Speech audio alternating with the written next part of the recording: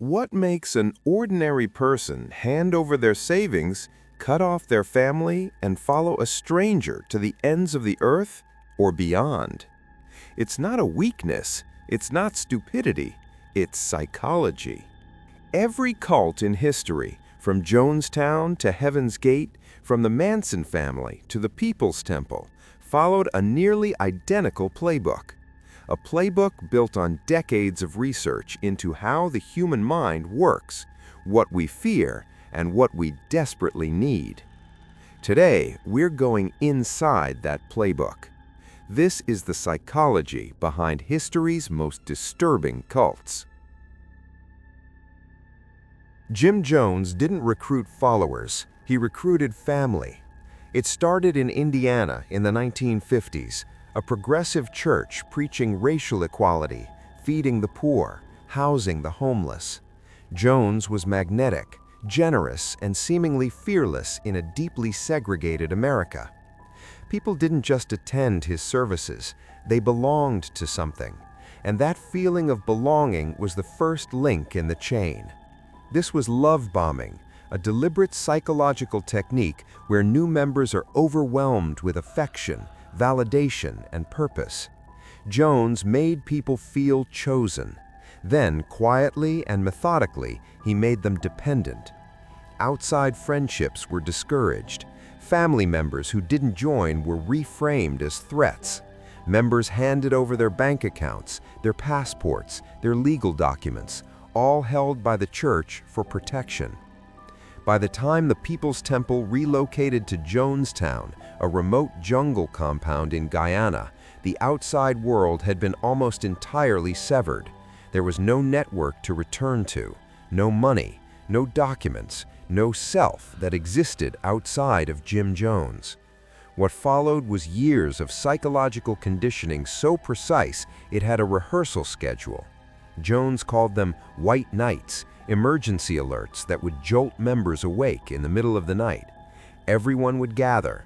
Jones would announce that the end had come, that enemies were closing in, that the only dignified response was to die together. Members would drink what they were told was poison. Then Jones would reveal it was a test. This happened repeatedly, not to kill, but to condition. By the final white night on November 18, 1978, compliance wasn't a choice, it was a reflex. What is rarely discussed about that day, Congressman Leo Ryan had flown to Jonestown to investigate welfare concerns after receiving letters from members begging to leave. When he arrived with journalists and an NBC film crew, 16 members defected and tried to leave with him. Jones had them murdered on the airstrip. Ryan became the only sitting U.S. congressman to be killed in the line of duty. It was that assassination, not the congressman's investigation, that triggered the final order. Inside the compound, what happened next was not a peaceful mass suicide. A recording exists, 44 minutes of audio captured that day, known as the death tape. On it, you can hear Jones urging death while members argue back. Christine Miller, a 60-year-old black woman, stands up and challenges Jones directly, pleading for the children. She is shouted down by the crowd. What I think, what I feel, and I think we all have a right to our own destiny as individuals. Right. And I think I have a right to choose mine, and everybody else has a right to choose theirs. You know? You'll regret that this very day if you don't die. You'll regret it if you don't die. You'll regret it. Those who resisted were injected with cyanide by force. Parents were told, and some believed, that they were protecting their children from a worse fate at the hands of the government. Babies received a poison through syringes squirted into their mouths. 918 people died. 304 of them were children. The FBI's investigation later confirmed that a significant number of the dead showed injection marks, meaning the voluntary narrative was always only part of the story. Jones himself died from a gunshot wound to the head. Whether self-inflicted remains disputed. The terrifying truth about Jonestown isn't that a madman tricked the vulnerable. It's that a brilliant, charismatic organizer spent decades methodically dismantling the psychological infrastructure that allows people to say no, until, for most, the capacity to refuse had simply been trained out of existence. The congregation included doctors, lawyers, teachers, and civil rights activists. They weren't weak. They were human, and Jones had built a system perfectly engineered for humans. Marshall Applewhite didn't look like a cult leader. He looked like a kindly professor, soft-spoken, articulate, with wide, earnest eyes that made you feel like he was sharing a secret only you were ready to hear. That was precisely the point. It began in 1972 when Applewhite, a former music professor who had recently suffered a psychiatric breakdown and a near-death experience, met a nurse named Bonnie Nettles in a hospital. He believed she was sent to him. Together, they developed a theology that fused Christian scripture with UFO mythology. Jesus hadn't ascended spiritually, he had been extracted by extraterrestrials, and Applewhite was his returned vessel. They called themselves Bo and Peep and spent years traveling America, recruiting in small meetings at libraries and community centers. The pitch was never aggressive, it was intellectual. They offered a cosmology, a complete, internally consistent explanation for existence. And for people already alienated from mainstream religion or conventional life, that architecture of meaning was irresistible. What Heaven's Gate mastered was the elimination of doubt as a category. Any skepticism a member felt was immediately reframed as interference from their human vehicle, the body, which was considered a temporary container, not their true self. Their real identity was a soul awaiting extraction to the next level. This is what psychologist Robert Lifton called thought-terminating cliches, loaded internal language that short-circuits critical thinking before it can complete a full thought. The moment doubt arose, the doctrine consumed it. Members spent 22 years building this belief system together. They dressed identically, eventually in black tracksuits. They ate the same food, slept on the same schedule, and abstained entirely. In the final years, 8 male members voluntarily underwent castration to, as they described it, maintain a neutral vehicle. This is rarely mentioned. It wasn't coerced. It was requested by the members themselves, so thoroughly had they severed identity from body. What is almost never discussed is how methodically Applewhite studied his own group's psychology. When the comet Kohoutek in 1973 failed to bring the extraterrestrial event he'd predicted, most followers didn't leave, they recommitted. He learned from this. Repeated failed prophecies, rather than destroying the group, deepened loyalty. Applewhite weaponized this insight consciously. When the Hale-Bopp comet appeared in 1997, Applewhite announced the companion craft was finally here. Between March 24th and 26th, in a rented Rancho Santa Fe mansion, members consumed phenobarbital mixed into pudding and applesauce, washed down with vodka, then lay down and covered themselves with purple shrouds. Each had packed a bag. Each carried a $5 bill and 3 quarters. Travel fare, they believed, for what came next. What investigators found was not chaos, it was order. Each body was neatly arranged, no signs of struggle. They had done it in shifts over 3 days, the earlier groups helping the later ones before taking the mixture themselves. The last 2 had no one left to help them and used plastic bags. 39 people. The youngest was 26, the oldest was 72. Several had been with Applewhite for over 2 decades.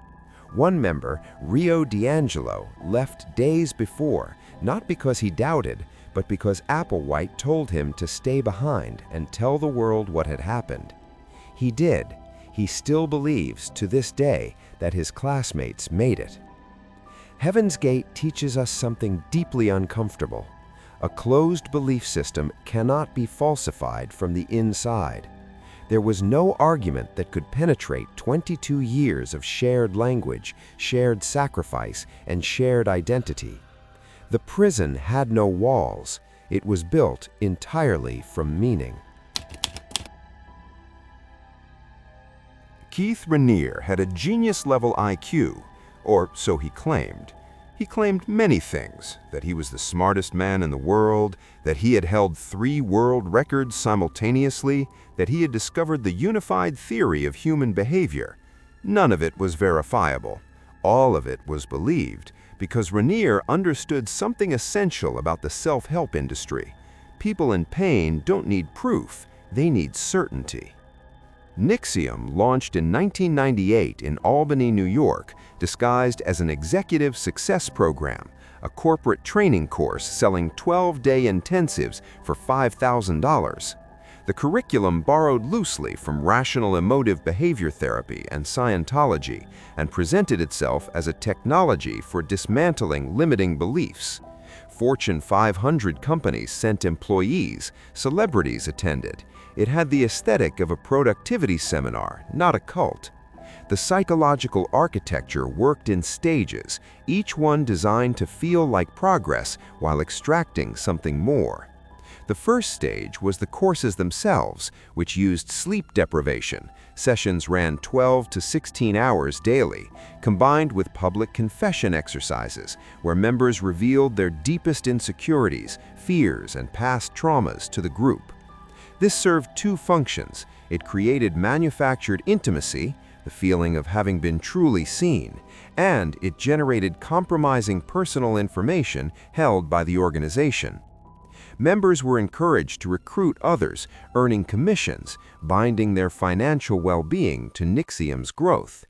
Each stripe on the colored sash members wore represented a new level of commitment, and with each level, the demands escalated so gradually that no single step felt like a rupture. This is the foot-in-the-door principle at its most refined, each micro-commitment making the next larger one feel like a natural continuation rather than a leap. The inner circle, a secret sorority called DOS, Dominus Obsequious Sororium, loosely translating to Master over Slave Women, is where what is rarely spoken about becomes almost incomprehensible. Women recruited into DOS were required to provide collateral before being told what they were joining. This meant surrendering compromising photographs, written confessions of crimes, statements that could destroy their careers or relationships, material that could be released publicly if they ever left or spoke out. Only after providing collateral did they learn they had joined a secret slave pod, with Raniere at the top of every chain, unknown to most members. The branding ceremonies, women being burned with Raniere's initials using a cauterizing pen, held down by other members while the procedure was filmed, were presented to recruits as a symbol of female empowerment. They were told the mark represented their own initials. Several women didn't discover whose initials they bore for months. The psychological mechanism here is brutal and precise.